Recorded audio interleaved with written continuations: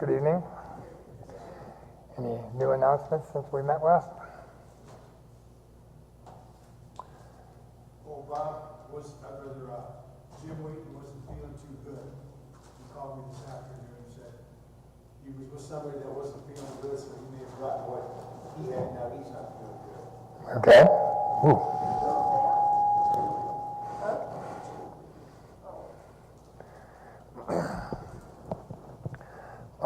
Could you read us in the prayer, Bob?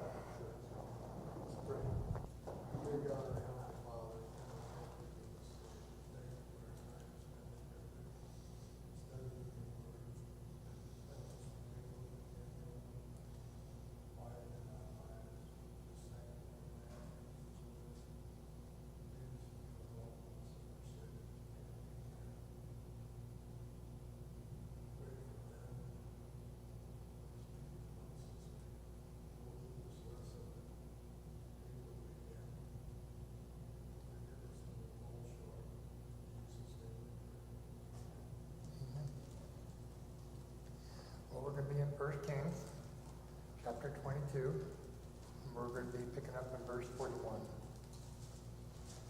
And then read through verse 40. 31 or 41? Excuse me?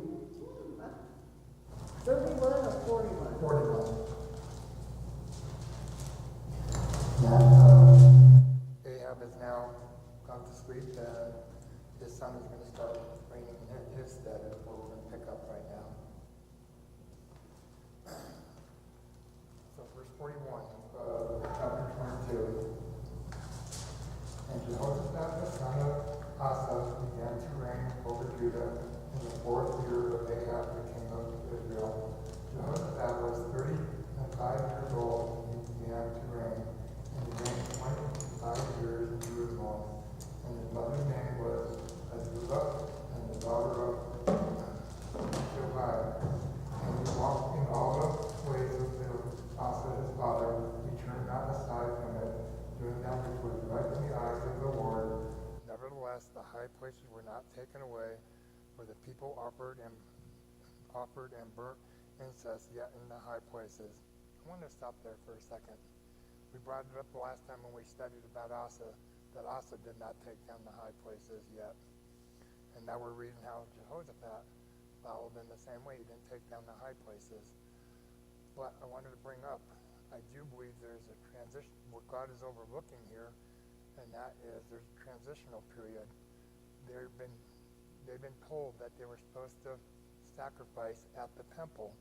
They used to sacrifice in the high places earlier on, and that in the second, and I do believe that's what we're seeing, why God is saying he did everything right in the sight of the Lord, and didn't take down the high places, because all the high places have not become totally corrupt yet, and that they will be. I mean, we're going to read here in a few weeks how Hezekiah and Josiah destroyed the high places for that reason.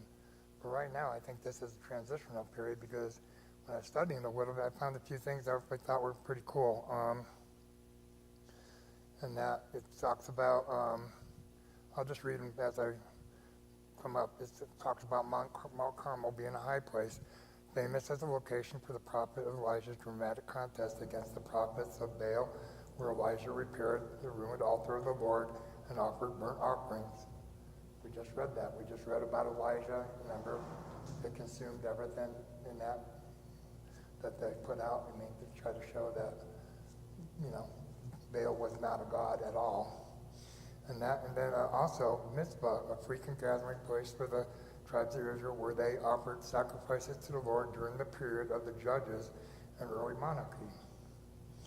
Ramah, the hometown of a prophet Samuel, who built an altar here and routinely blessed the sacrifices of the people, Samuel.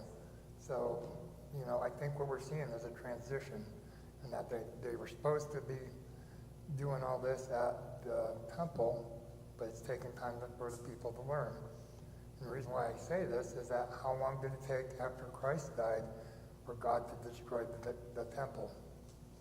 There was a transition period there too. I mean, what was it, about 37 years before the temple got destroyed at that point in time too. So I think that's what we're seeing here. And that's why we're reading about these kings that did everything right in the sight of the Lord is because there's a transition period, and God's looking at that, I'm guessing, in that. So, picking up in 44, and Jehoshaphat made peace with the king of Israel. And that, notice that. Now, there's another great, that little verse right there.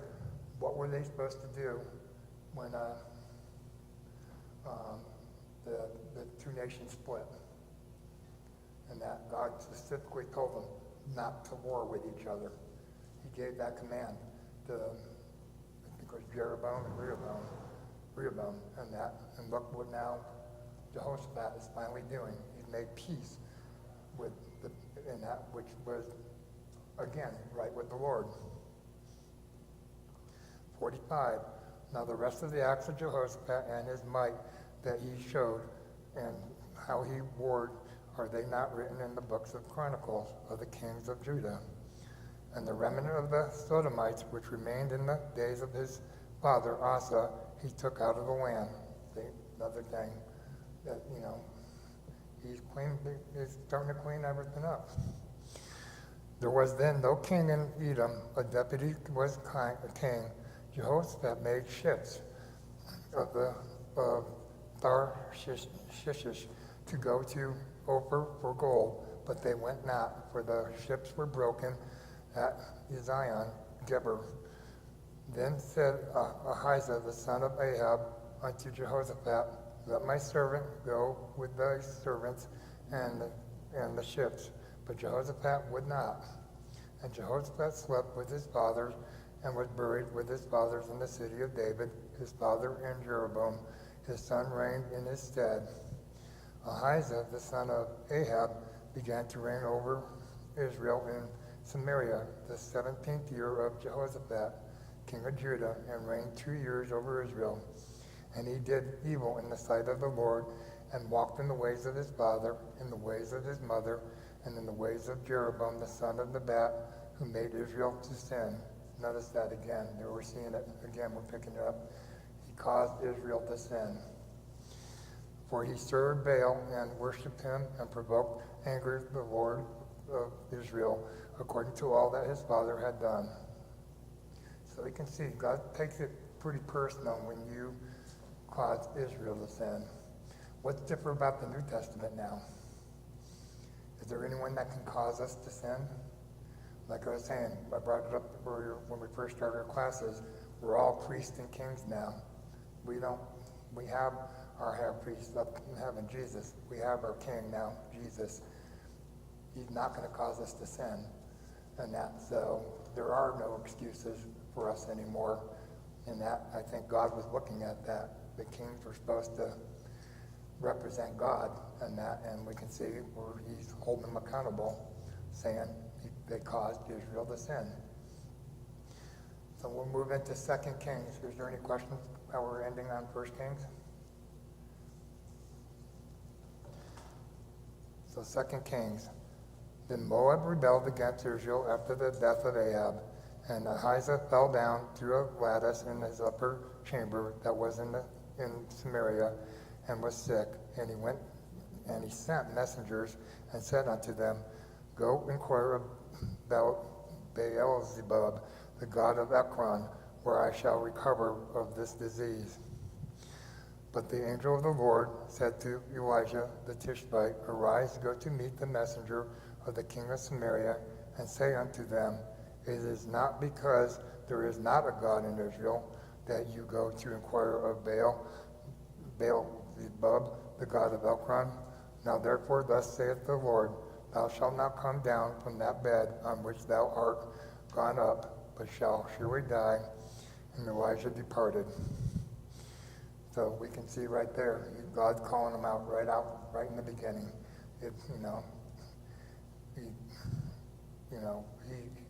He's already shown where his heart is, and that not for God.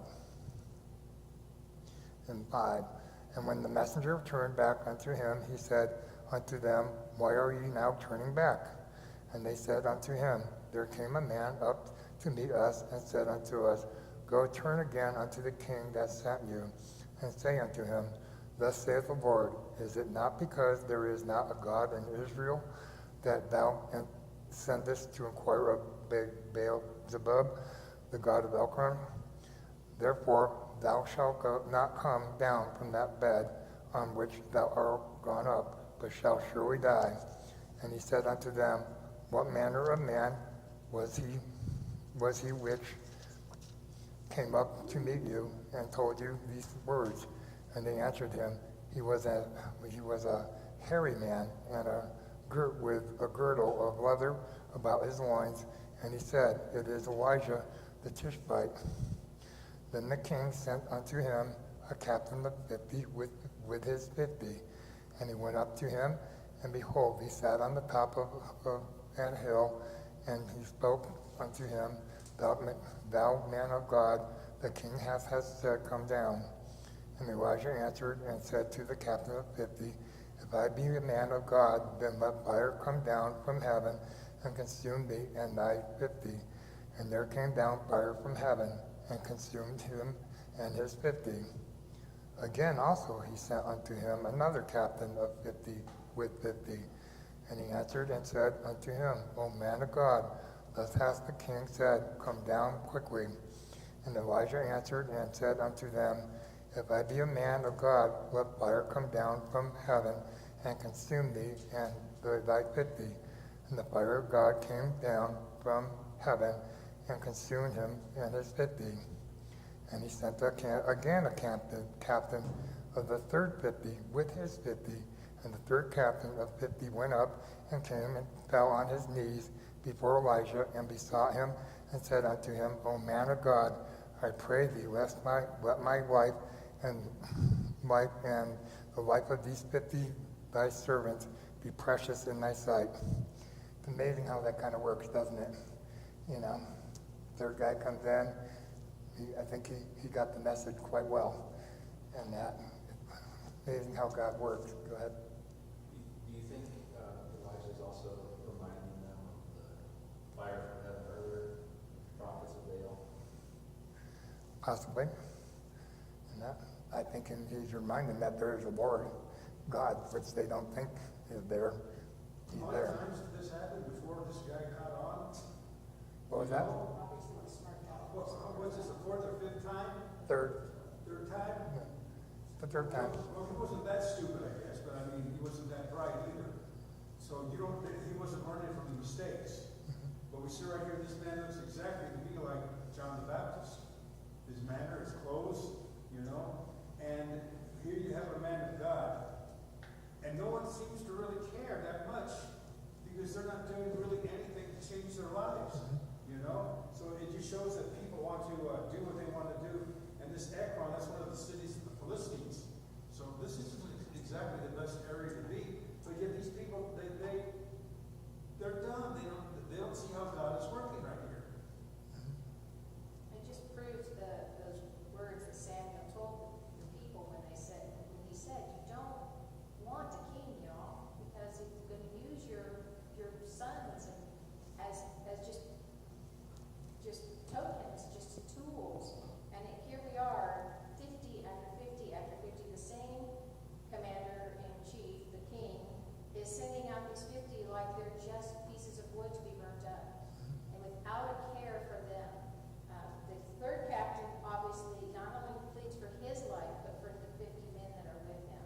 There's such a difference in the humanity of that captain and his king. What I really like about this, and that reminds me of the New Testament now. You know, we're supposed to serve our, president, and that unless he goes against God, and look what happened.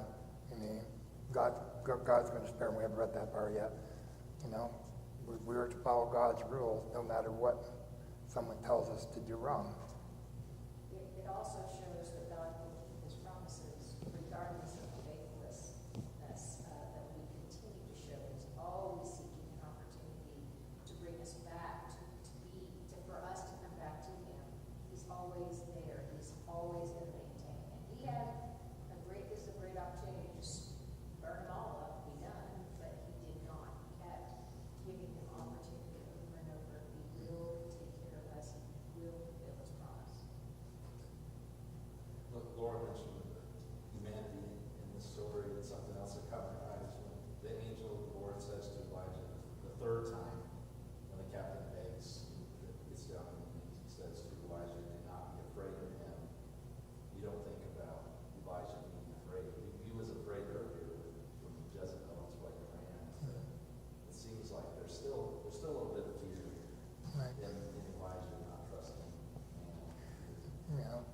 first 50 of 50 got burnt up, and that, you know, he's facing 100 men right there, and that, and he lived through that. God took care of him.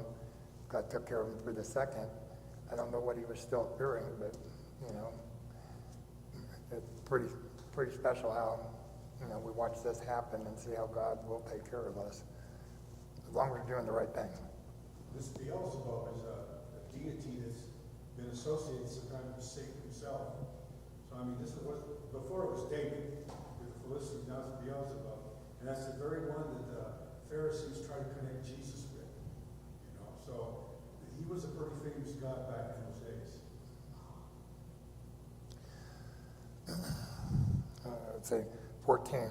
Behold, there came fire down from heaven and burnt up the two captains of the former 50s with their 50s. Therefore, let my life now be precious in thy sight. And the angel of the Lord said unto Elijah, Go down with him, be not afraid of him. And he arose and went down with him unto the king. And he said unto him, Thus says the Lord, for as much as thou hast sent messengers to inquire of Beelzebub, the god of Ekron, is it not because there is no God in Israel to inquire of his word? Therefore thou shalt not come down off that bed on which thou art gone up, but shalt surely die. So he died according to the word of the Lord, which Elijah had spoken. And Jehoram reigned in his stead in the 2nd year of Jehoram, the son of Jehoshaphat, king of Judah, because he had no son. Now the rest of the acts of Ahijah which he did, are they not written in the book of the Chronicles of the king of Israel? Chapter 2. And it came to pass, when the Lord would take up Elijah into heaven by a whirlwind, that Elijah went with Elisha from Gilgal. And Elijah said unto Elisha, Tarry here, I pray thee, for the Lord hath sent me to Bethel. And Elisha said unto him, As the Lord liveth, and as the soul liveth, I will not leave thee. So they went down to Bethel. And the sons of the prophets that were at Bethel came forth to Elisha, and said unto him, Knowest thou that the Lord will take away thy master from thy head today? And he said, Yea, I know it. Hold ye for your peace. And Elijah said unto him, Elisha, tarry here, I pray thee, for the Lord hath sent me to Jericho. And he said, As the Lord liveth, and as the soul liveth, I will not leave thee. So they came to Jericho, and the sons of prophets that were at Jericho came to Elisha and said unto him, Knowest thou that the Lord will take away the master from the head today? And he answered, Yea, I know it. Hold ye your peace. And Elijah said unto him, Tarry, I pray thee, here, for the Lord hath sent me to Jordan. And he said, As the Lord liveth, as the soul liveth, I will not leave thee. And they too went on. The 50 men of the sons of the prophets went and stood to view afar off, and they too stood by Jordan. And Elijah took his mantle and wrapped it together and smote the waters, and there were divided hither and thither, so that they too went over on dry ground. Can you imagine this happening again now? And that. 9. And it came to pass, when they were gone over, that Elijah said unto Elisha, Ask what I shall do for thee before I be taken away from thee. And Elisha said, I pray thee, let a double portion of thy spirit be upon me. Interesting choice in that. Elisha sounds like a pretty good man already starting out. 10. And he said, Thou hast asked a hard thing. Nevertheless, if thou see me when I am taken from thee, I shall be so unto thee. But if not, it shall not be. Notice where this goes. He put it back in the Lord's hands, didn't he? I mean, this is up to God whether, Elisha gets this or not. Go ahead, Huxley. Elisha is new to the business here. Elijah's been around for a while, and he kind of sees what's going to be happening. And I think, in my opinion, I think he's a little scared, because he's the one that's going to be taking over. He says, give me a double portion. I don't know if I can do this by myself, which would have been a normal thing to say and a normal thing to do. But Elijah said, I don't know if I have the power to do that. But he's going to let God do what God's going to do. So Elijah is going to be leading. It was just like Jesus leading the disciples. Okay? But we see the same thing right here. The great prophet is going to be going away forever. Now it's going to be up to Elijah to do the work Elijah had started here. And I'd be apprehensive too. Mm-hmm. You know, remember how Solomon started after David? Same way. You know, give me wisdom how to lead the nation, and that I find it interesting. It's almost similar, but coming back again.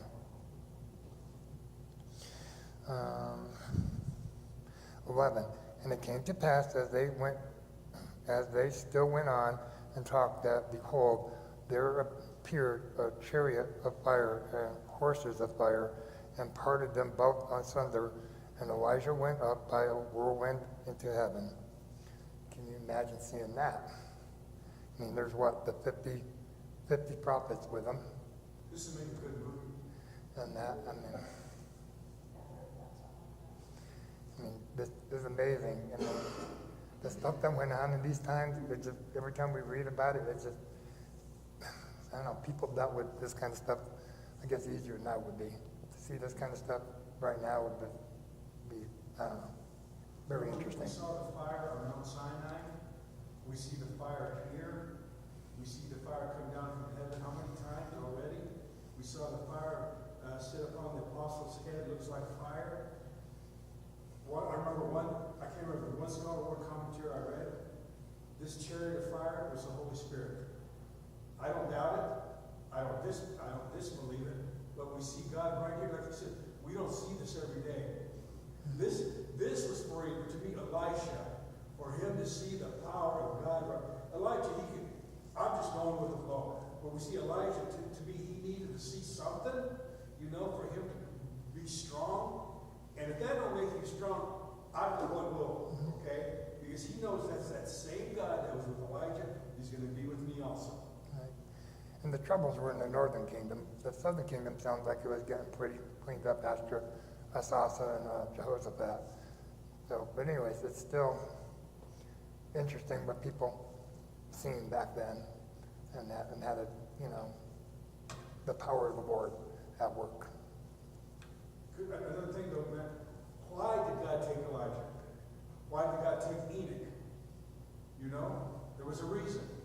For me, Enoch, he did all he could, and God says, come on, let's go home. Elijah, the same thing to me. He did everything that he could to prove a point. All right, now it's going to be somebody else's turn to take over. So we see the continuity there, how God worked back then.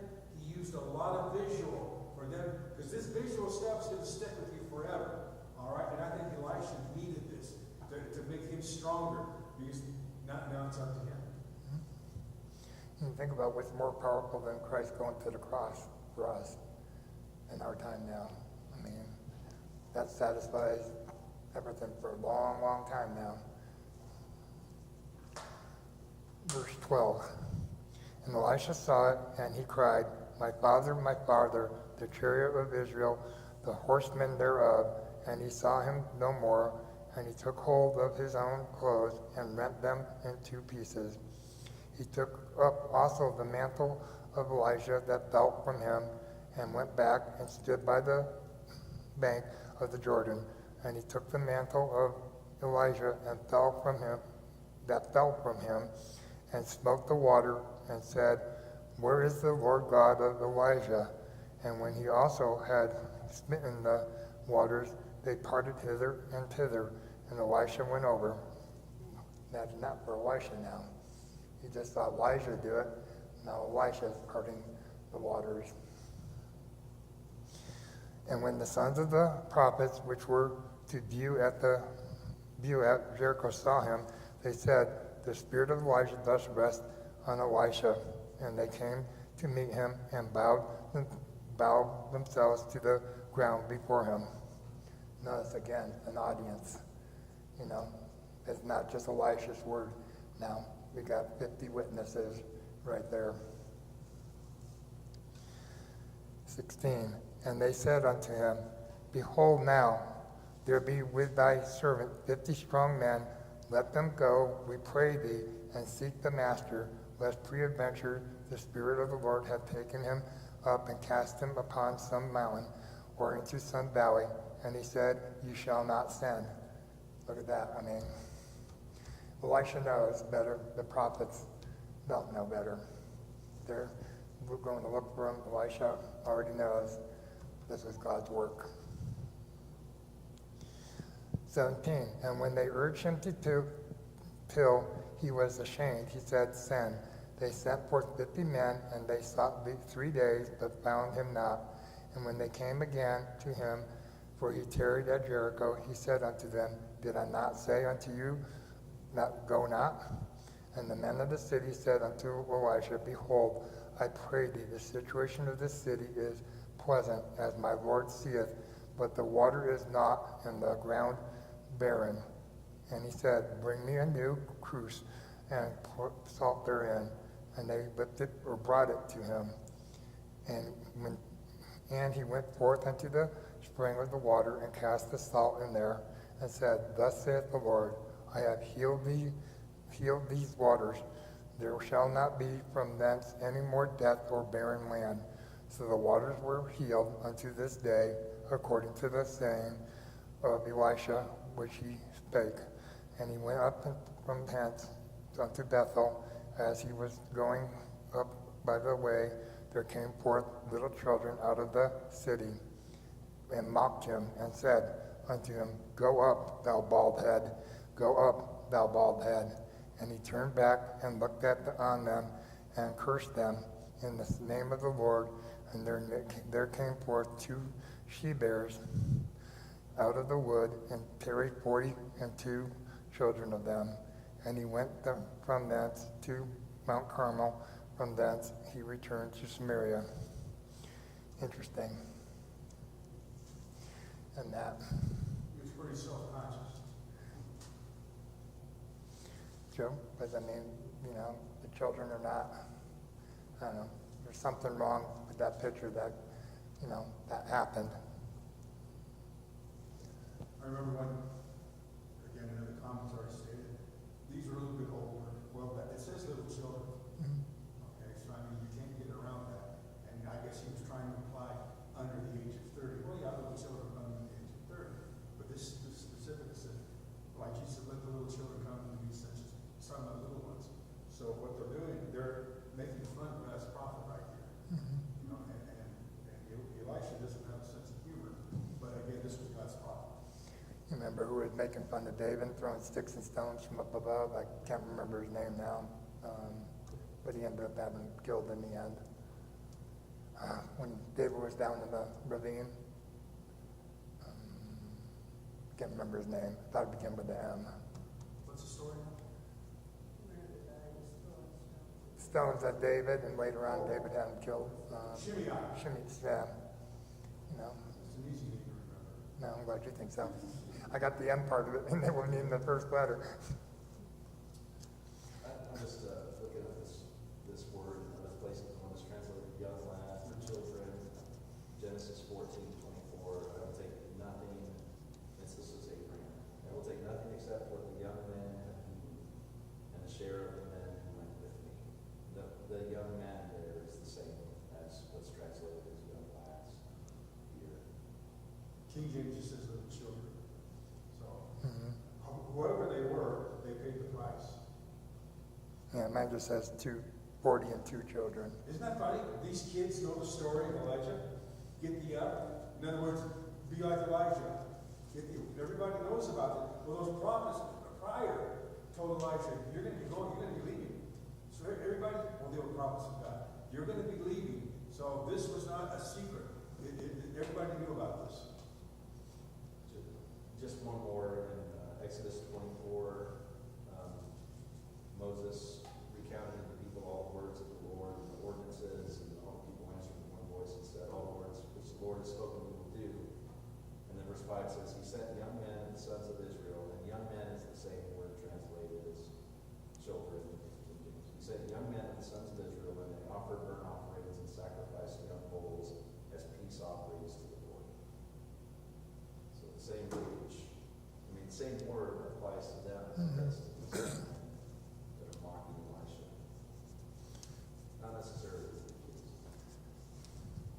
So I'm guessing when you're saying young men, that that's what I'm reading, that's what we're talking about there.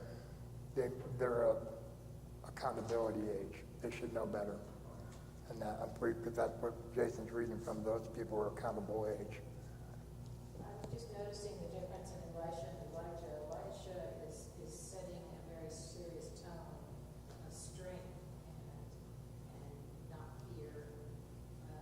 Just he's ready to go. He's ready to enter that battle. Whereas Elijah he did the hard things, but with fear and with hesitation, and it's just such a very different place that Elisha is establishing and the reputation he's setting just as he is getting going on. And what a strength, which goes back to him asking for a double portion of that spirit, and we're seeing that reflected so very strongly in his first few actions. I mean, look at what Elijah already had been through before God took him. I mean, he got turned around by God, what, twice? And that, go back, you know, and face it, and amazing, you know, the strength Elijah showed, you know.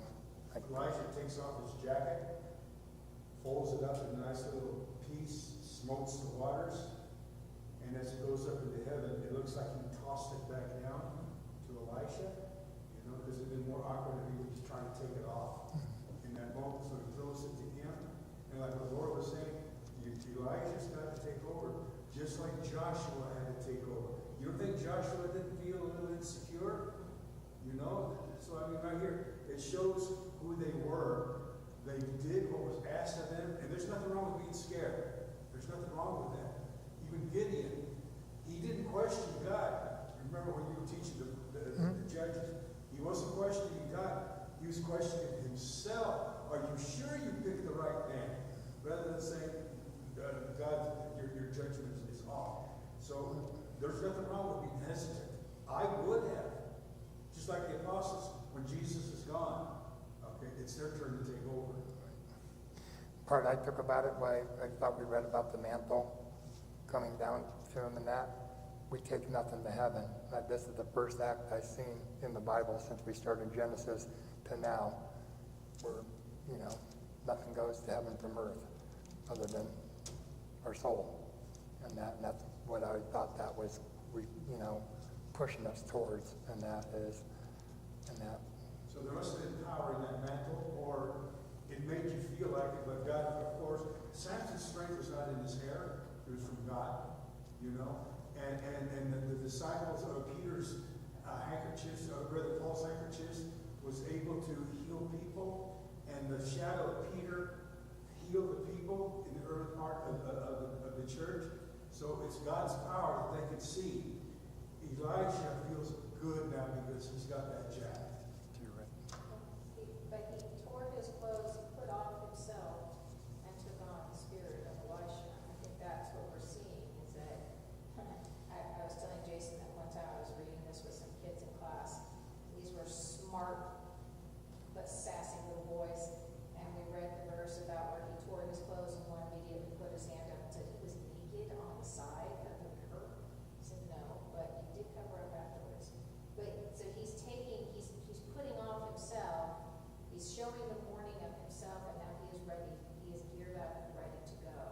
And that's such a powerful illustration of the strength in which he is carrying, putting on the armor of God, putting on the spirit of Elijah to do the will of the Lord.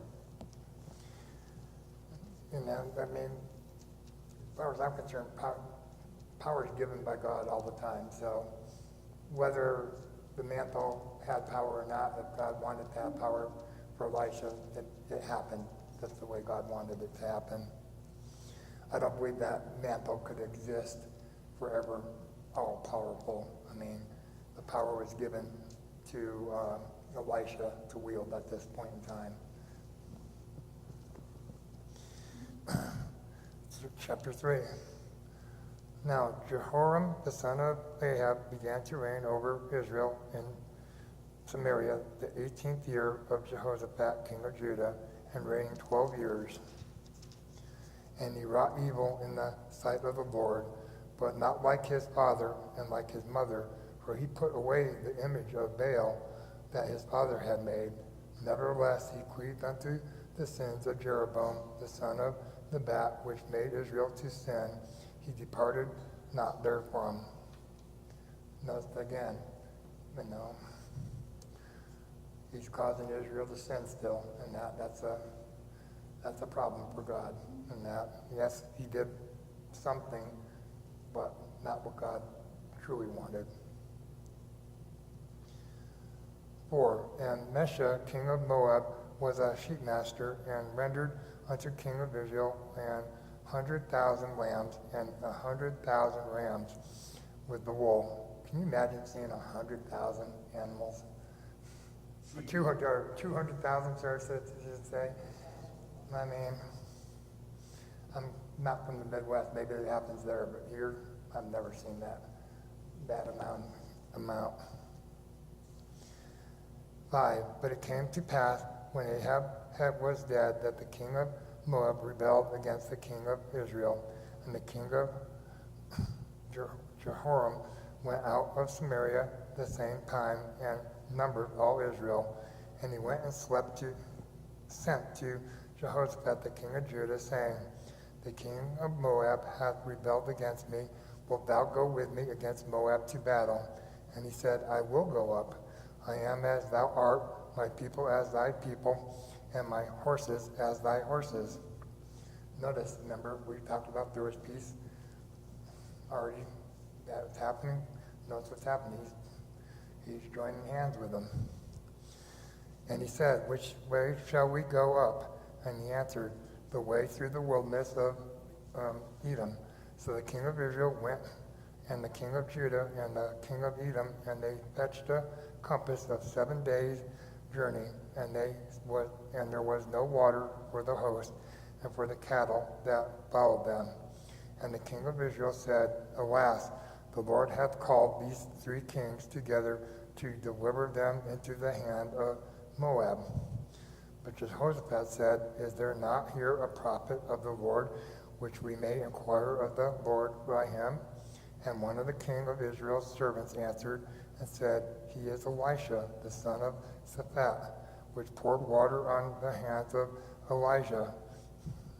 And Jehoshaphat said, The word of the Lord is with him. So the king of Israel and Jehoshaphat and the king of Edom went down to him.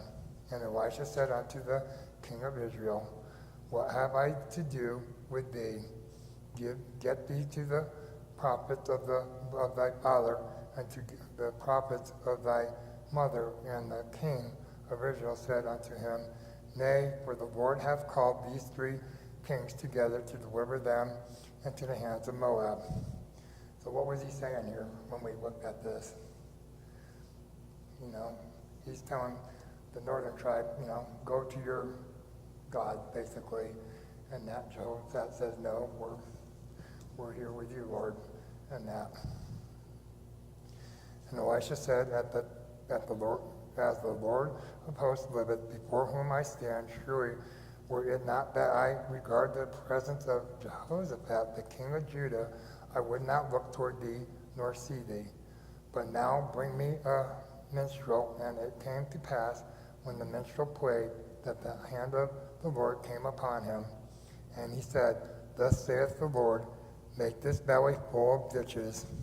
For thus saith the Lord, ye shall not see wind, neither shall ye see rain, yet the valley shall be filled with water, that ye may drink, both ye and your cattle and your beasts.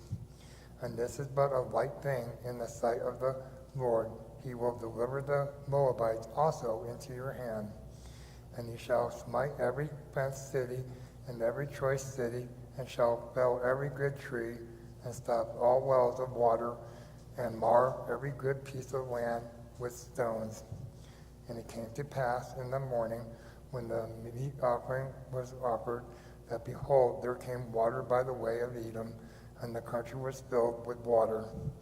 And when all the Moabites heard that the kings were come up to fight against them, they gathered all that were able to put on armor and upward, and stood in the border.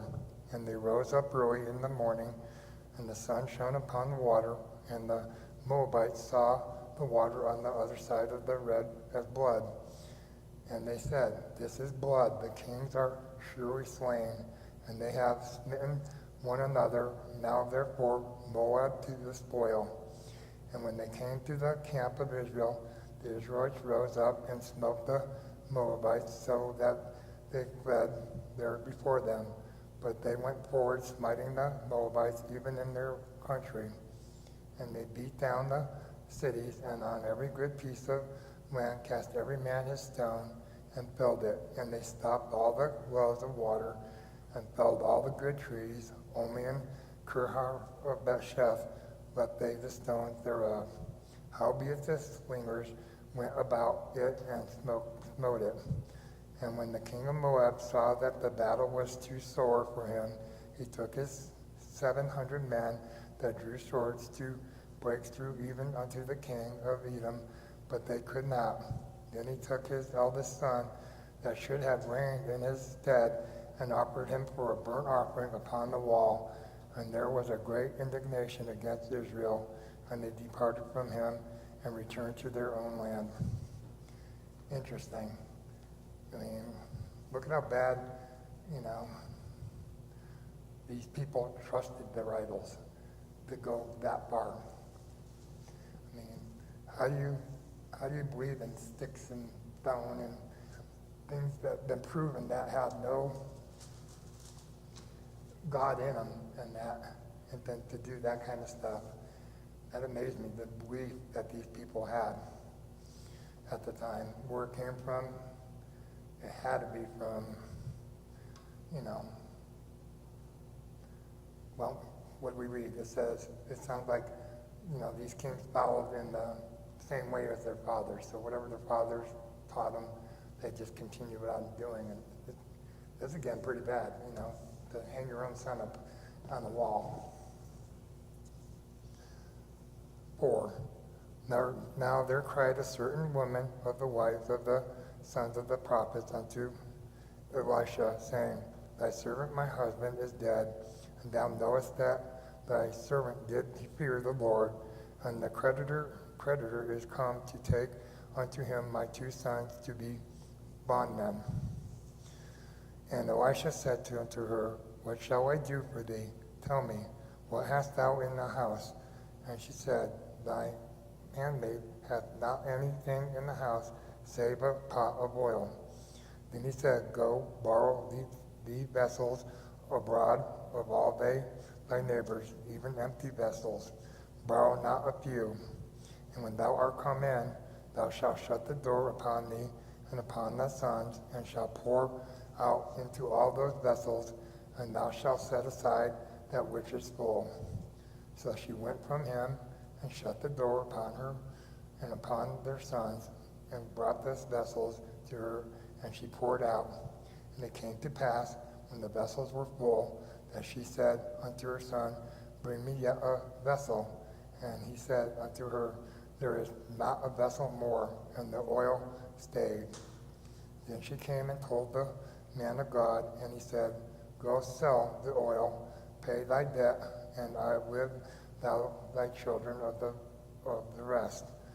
And it fell on that day that Elisha passed to Shunem, where was a great woman, and she constrained him to eat bread. And so it was that as oft as she passed by, he turned in thither to eat bread. And she said unto her husband, Behold, now I perceive that this is a holy man of God, which passeth by us continually. Let us make a chamber, I pray thee, on the wall, and let us set up for him there a bed, and a table, and a stool, and a candlestick. And it shall be when he cometh to us, that he shall turn in thither. And it fell upon a day that he came thither, and he turned unto the chamber and lay there. And he said to Gehazi, his servant, Call this Shunammite. And when he had called her, she stood before him. And he said unto him, Say now unto her, Behold, thou hast been careful for us with all this care. what is to be done for thee? Wouldst thou be spoken for to the king, or to the captain of the host? And she answered, I dwell among mine own people. And he said, what then is to be done for her? And Gehazi answered, verily she hath no child, and her husband is old. And he said, call her. And when he had called her, she stood in the door. And he said, about this season,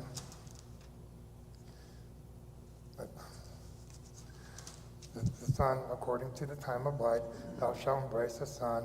And she said, nay, my lord, thou man of God, do not lie unto thy handmaid. And the woman conceived and bare a son at that season that Elisha had said unto her, according to the time of life. And when the child was grown, it fell on a day that he went out to his father to the reapers. And he said unto his father, my head, my head.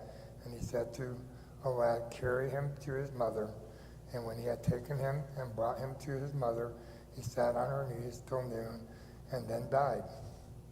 And she went up and laid him on the bed of the man of God, and shut the door upon him, and went out.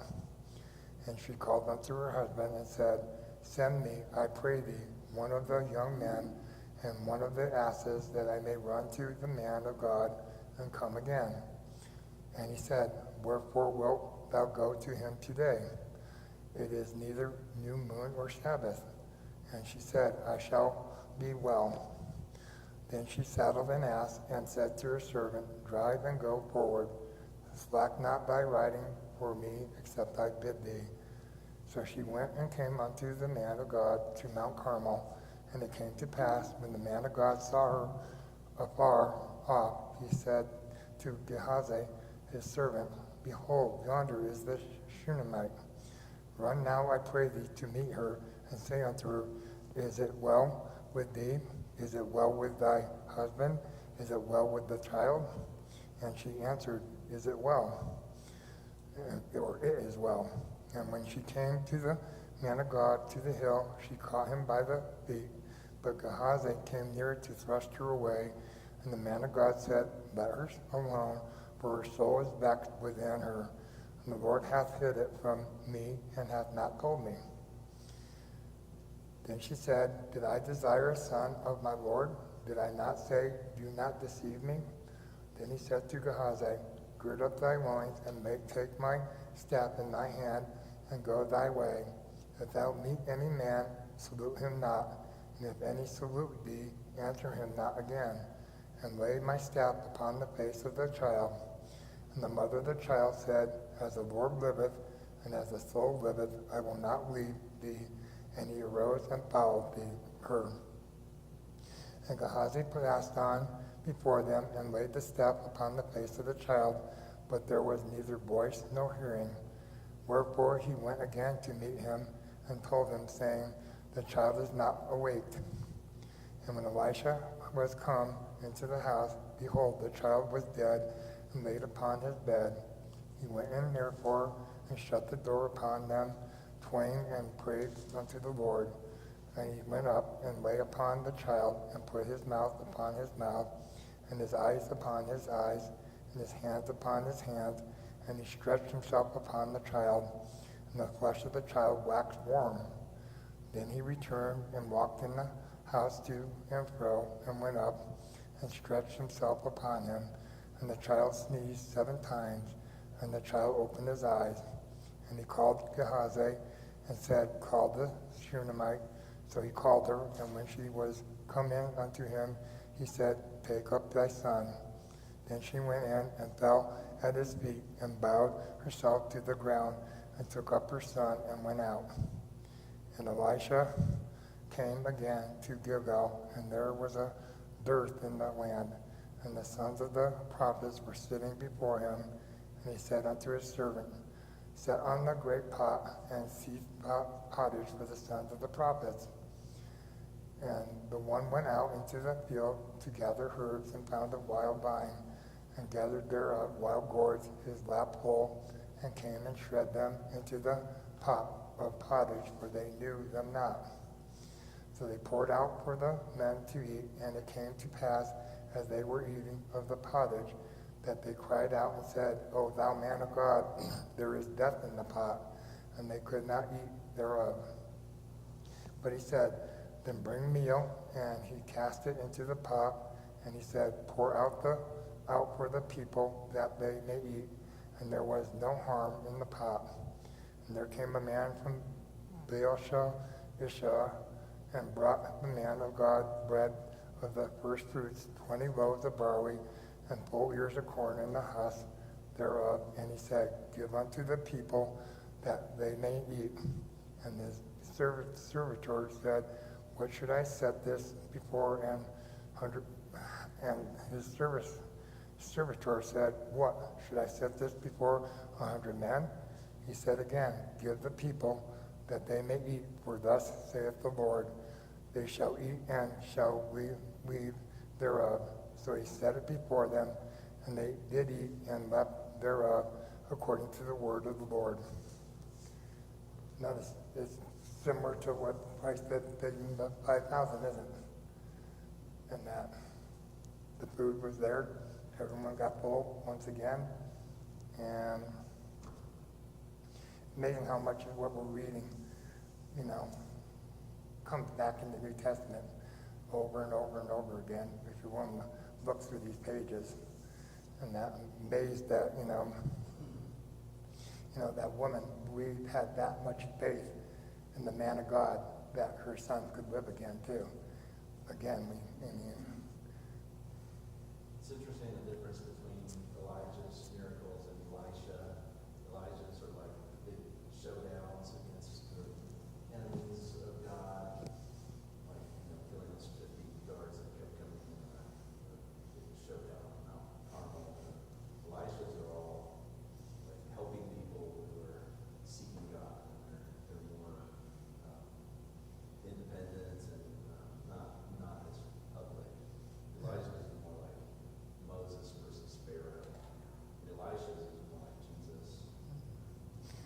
amazing me that these are all God-given. Look at how many different ways God acts amongst his people. We're seeing it over and over and over and over again. To not think he sees everything that we do, and that is just, I don't know, it shouldn't exist. We can see how he cares for his people continually. Continually through these pages, even when I think I would have given up, he still stayed there and, took care of his people. And that, Remember Elijah, during the drought, he went to the widow and said, make me something to eat. She said, all I got is like a half a cup of meal and a little bit of oil, but I'll do it. And Elijah says, you know what? You're going to have meal to last you forever. 3 years. And the little boy died. He was sick. And Elijah brought him back to life. Now the story with Elisha is this woman right here who had a young son who died in the field. I don't know what scholar said it was actually like an aneurysm. My head. He finally died, but God, through Elisha, brought him back. And that oil, hers was oil to get all the pans together. And so God multiplied that oil for her and said, go ahead and sell it because you're going to need it. So Elisha can actually remember what Elijah had done. Now it was his turn. So when we bring up, going to the New Testament, these people had this, they read all this. How could they not see what Christ was doing? All the people of that time when Christ was alive on earth, they should have been reading this. This shouldn't be anything that is new. What Christ has done has already been done through God. Here is being done again. And people should have remembered that. And remember, how did John say it? His people did not receive him or know him.